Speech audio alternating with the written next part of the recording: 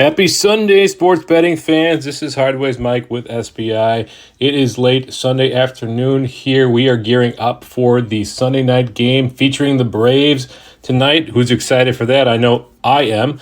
But we've had a ton of great sports betting action this weekend. Most notably, NCAA football week 0 is in the books. If you weren't watching, what were you doing yesterday? That was more important than NCAA football, college football being back. Let's look at some scores from that. The first game of the year, not just the day of the year, was Notre Dame, Navy, taking place in Ireland. No surprise, Notre Dame pours it on. They beat Navy 42-3.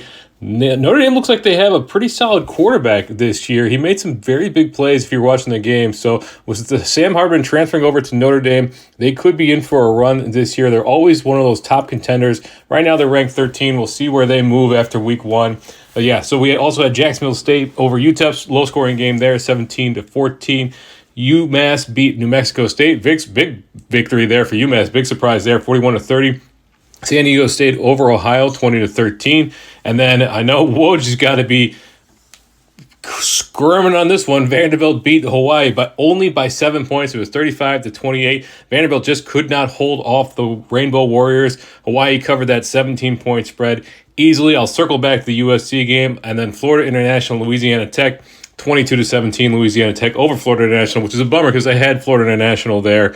I just threw a flyer on their money line, and it was a pretty decent money line option there, over 300, and they couldn't pull it out there at the end, unfortunately. USC, though, big winners yesterday, 56-28, but I'm telling you, and I told this to our social media team, they posted it out there, Lincoln Riley is not going to win anything if he does not figure out the defensive side of the ball. They let San Jose State not hang around, so to speak, but they put up 28 points on them. Really couldn't stop it when San Jose State put their minds to it, so they scored 28 on USC. We'll see what a real defense does to this USC team. They do win by 28 points there. Big win. But San Jose State covered there. Let's look at Caleb Williams' stats yesterday. He is the presumptive Heisman favorite. 18 for 25 for 278 and 4 touchdowns. Big day for him. Not so much on the ground, though. He got sacked a couple of times. Eight rushes for -2 yards. I think we're going to see more of that as the defense gets a little stiffer. But you want to talk about a team this year where there's no clear-cut favorite wide receiver. They had 1, 2, 3, let's see, Deuce Robinson, 4, 5, 6, 7, 8, 9, 10, 11, 12 different players catch a pass yesterday, and 6 of them caught one pass. Nobody caught more than 4 passes.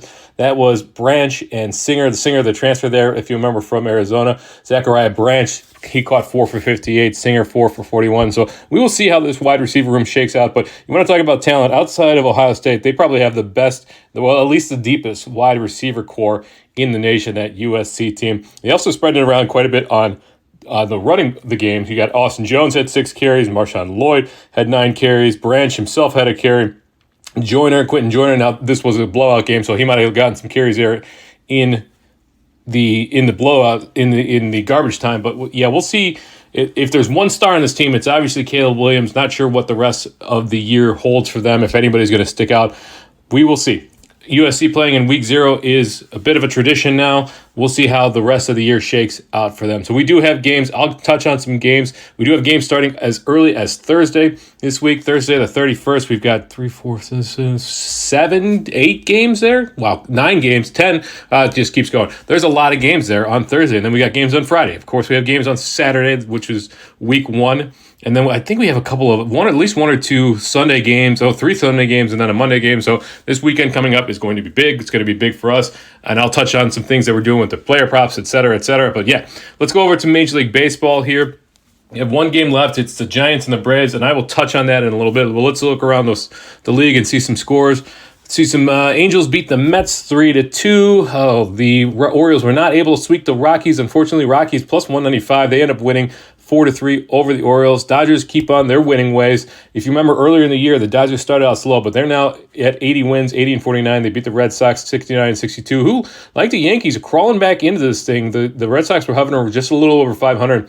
Now they're 7 games over 500. Let's check the standings and see if they are. Yeah, they moved up to 5th place there, the second team out from the wild card in the AL playoff race.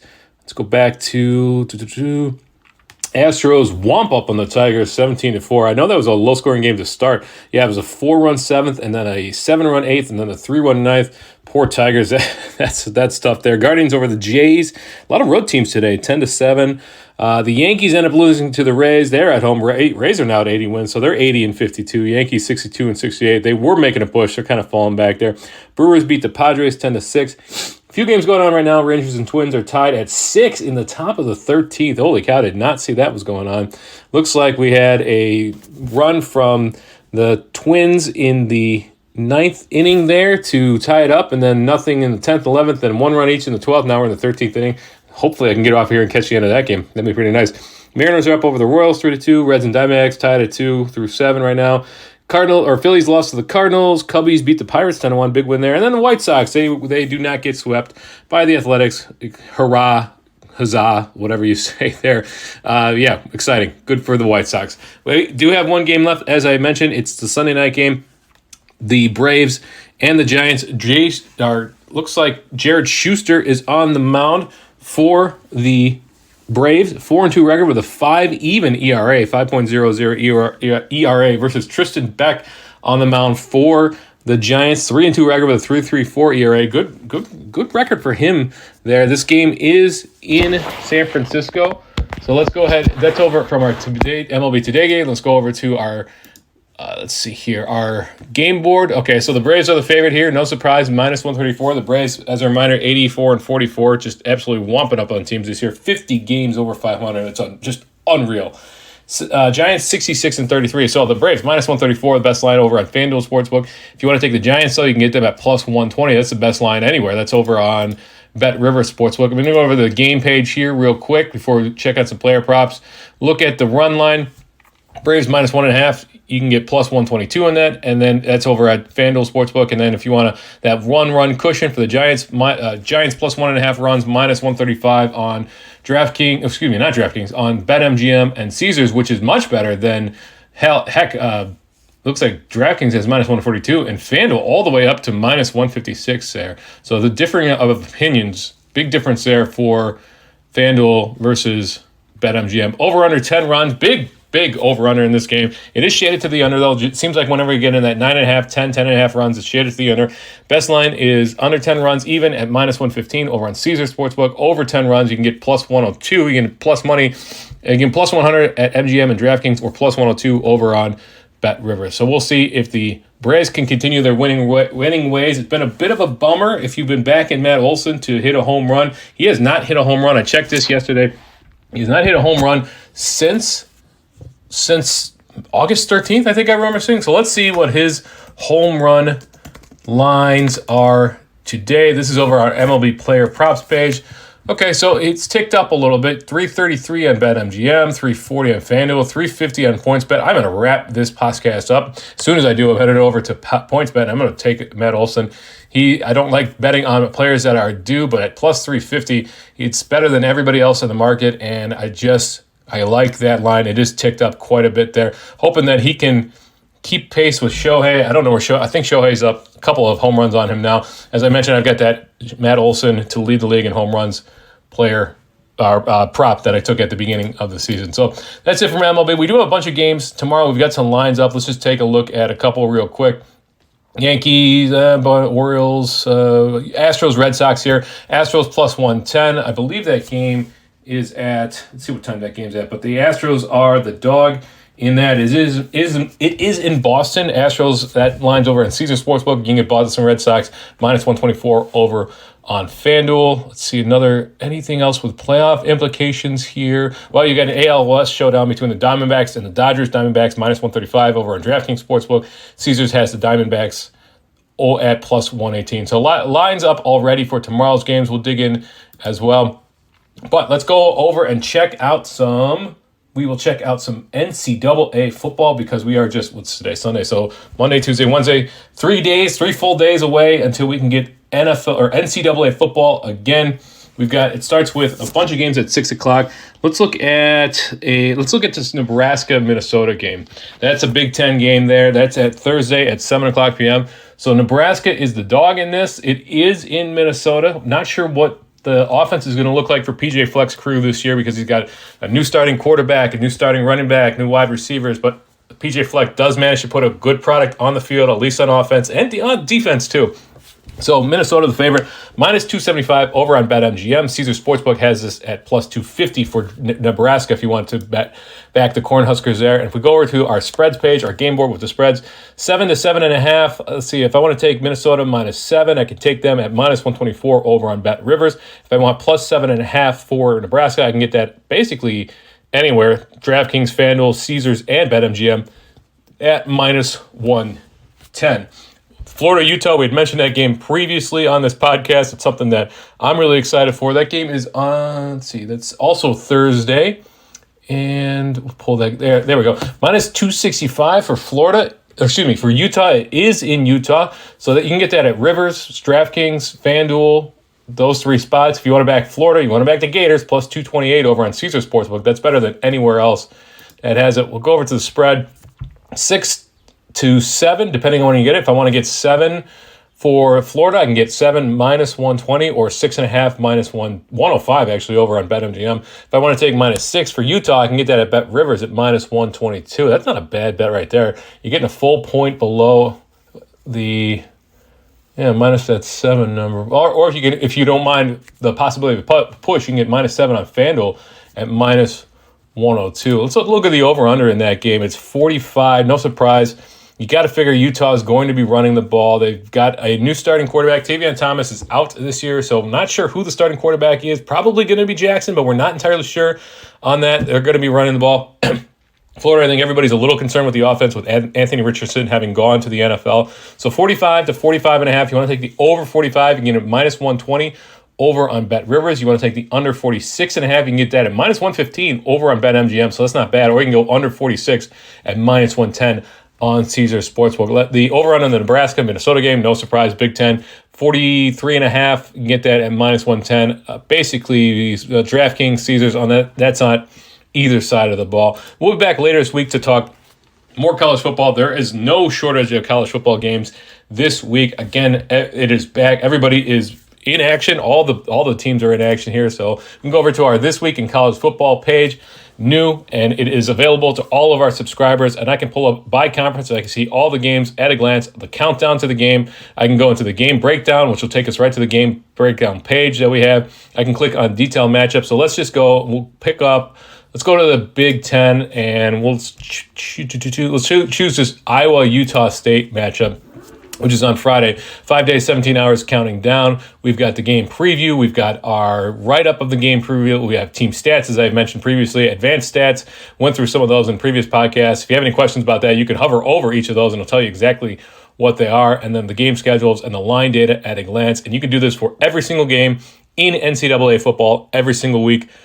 Every conference, every team, super excited about this. And also player props. So we've got player props for college football in addition to our player props for Major League Baseball.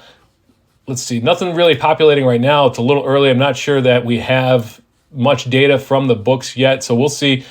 That's our top props page. Yeah, no real data yet. Props will probably start popping up on Tuesday, so keep an eye on the site there. Go over to our player props page and find what you're looking for quickly at a glance. As I mentioned on the preview or the podcast late Friday night, early Saturday morning, found a bunch of middles, and there was only 7 or 8 games yesterday, so plenty of opportunity if you want to play arbitrage opportunities, you want to play middle opportunities, or you find a line that you like. This is the best way to find quickly at a glance. Remember, this isn't over-under hits or over-under home runs or anything like that where it's basically yes or no. I mean, yeah, you can have a slight variation in the over-under number, strikeouts for a pitcher, or the over-under, you can take over 1.5 hits or over a hit. This is, when you look at passing props, for example, yesterday we had the Sam Hartman. We had, Sam Hartman passing props on a couple different places that were wildly different. So over 300.5 versus under 313.5. You can get yourself a 13-yard middle there. Plenty of opportunity. In addition to just play the props that you think you have an edge on, that you like, go over to our player props page, check them out. And then we also have the last NFL preseason game, which is tonight. That is, I believe it's Houston and New Orleans. And then we've got a bit of a break. And then week 1 starts with the Lions and the Chiefs Thursday, September 7th at 7:20. So we got to get past Labor Day here. A lot of fantasy drafts coming up. I myself am in the middle of a dynasty startup draft. Right now it's a slow draft. I've got drafts next week. I've got drafts the weekend of Labor Day. So plenty of action to keep me busy. But we go over to sportsbettingintel.com. And I've got our game board for the money lines. And let's just see what the Bears are. As I'm sure you know, I am a Bears fan, a long-suffering Bears fan. But we have some hope this year that this franchise can take a step in the right direction, what with Justin Fields under center. So let's see. The Bears and the Packers square off 3:25 p.m. Central Time, Sunday, September 10th. The Bears are at home. They are the favorite in this matchup. I repeat, the Bears are the favorite against the Green Bay Packers, our hated division rival, in Week 1. The Bears minus 122 over on FanDuel Sportsbook. That's the best line that I see. If you want to back the Packers, and boo if you do, but if you want to back the Packers, you can get them at plus 115 over on BetMGM and Caesar Sportsbook. The Bears' offense is mostly the same. They got DJ Moore this year. The Packers is a lot of different. They've got new rookie wide receiver, but they've got Christian Watson back. They've got Jordan Love will be starting the season under center. This is the first time in many, many years that Aaron Rodgers will not be under center for the Packers in Week 1. He's over with the Jets now. So we'll see what this Packers offense looks like. Jordan Love looked very good in limited starts last year and little limited time under center. We'll see if he can continue that momentum and keep it going for this year. Let's see. How about the Bengals and the Browns NFC or AFC North showdown? That's at noon on Sunday, the 10th. Browns are the dogs in that. It is in Cleveland though, plus 110 for the Browns over on PointsBet. Otherwise, BetMGM has the Bengals at minus 120. You can also get that at DraftKings Sportsbook. The biggest question there is Joe Burrow going to be ready? Joe Burrow, of course, the Cincinnati Bengals starting quarterback out of LSU. I believe this will be year 3 or 4 for him. Can't remember off the top of my head, but yeah, so he suffered a calf injury in preseason. The big question is, will he be ready? And we don't know. Plenty of options. If you want to, let's just look at the futures real quick and see. We've got the Chiefs as the favorite to win the Super Bowl, plus 600. This is over on DraftKings Sportsbook, but the Eagles right behind them, plus 650, then the Bills, plus 900. A little worried about that Bills offense this year. I'm not entirely sure if they are on the downslope or still kind of at the top. So we will see this year. 49ers plus 1,000, new starting quarterback for them this year. Well, we'll see. Looks like Brock Purdy should be healthy and starting the regular season. Bengals at plus 1,100. I'm surprised the Bengals are so low. That's probably has a lot to do with the Joe Burrow injury. And then the Cowboys at plus 1,400, which I'm really surprised about. But we'll see if that offense continues to improve. And that defense, that defense is aging out a little bit. So you do need both sides of the ball to win a Super Bowl this year. Right now, I believe I have money on the Chiefs and the Bengals to win. And then I've got some AFC, NFC props. But I will let you know if I see anything else of value that I like this year. I don't like this Detroit Lions at plus 2,200. I might look at the Ravens at plus 1,800 and the Chargers at plus 2,500. I think both of those teams, assuming that health is not a concern, I think both those teams could definitely make a push for the postseason. But we are really early on all of that, obviously. So one more thing before we close it out. We have the U.S. Open is going on as we speak. We've got men's and women's that is going on. So, or actually, the games start today, or the matches start today. No, I believe they start tomorrow. Tomorrow, the actual matches for the U.S. Open. So we've got no surprise there. Djokovic plus 125, the favorite to win it. Right behind him, Alcaraz at plus 190. Again, no surprise. I wouldn't be surprised to see these two squaring off in the final match like we had with Wimbledon this year, which was just super exciting. Medvedev at plus 1,000. Sinner at plus 1,400. Zverev at 3,500. And Tsitsipas at plus 4,000. I might throw a little bit on Tsitsipas there myself. Taylor Fritz, Casper Ruud, Holger Rune, all at plus 5,000 there. Let's look at Djokovic and his first line here. These odds are courtesy of DraftKings Sportsbook. Let's see if I can find his line real quick. Yeah, right there. Minus 10,000. So if you want to take Djokovic versus Alexandre Mueller, be my guess, minus 10,000. Over on the women's side, the futures looks like Iga Swiatek, probably at the top of her game right now, plus 240. And then Sabalenka at plus 475. Corey Goff at plus 700.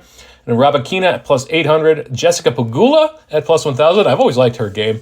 Mukova at plus 2,000. She's tied with Vondrousova at plus 2,000. And then Ons Jabeur at plus 2,200. Then you get into the 5,000s with Sakari, Kitova, Sidrolina, and Vesic. And Garcia all at 5,000, and Samsonova at plus 5,000, and Madison Keys at plus 5,000. So top heavy, both sides of the U.S. Open matchups there. That's it for me today. We covered a lot in this podcast. We had Major League Baseball, NCAA football, NFL, and tennis, and we didn't even touch on the PGA. Well, let's see if the PGA has wrapped up for today. I know we had a weather delay of the Tour Championship.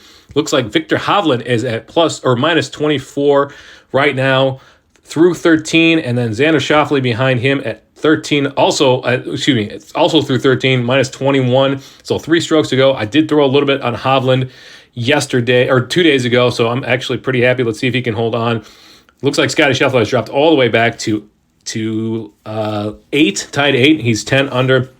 Big disappointing weekend there for Scotty Scheffler. The world number 1 has not been able to close out for a long time there. Will Clark behind those guys. Rory McIlroy at 13 under. So it's between Hovland and Schauffele because Will Clark's at 14 under and McIlroy is at 13 under. So we'll see who ends up on top between Hovland and Schauffele. Let's see what the tournament is. We've got the Fortinet Championship next weekend, and then I think there's a week off, and then we have the Ryder Cup, as I mentioned previously. We will talk. Let's see if we can get the Madman Woj on to talk Ryder Cup. I know that it's a big tournament for him. He really enjoys that tournament as well. That's it from me today. We'll be back this week to talk all things sports, and especially as we wind up for week 1 of NCAA football and the NFL the week after that, and the U.S. Open. There is a ton to talk about. Head over to our social media. Make sure that you are following us there because we post plenty of stuff throughout the week. My name is Hardways Mike. As we see over here at SBI, you don't always have to bet, but when you do, wager wisely.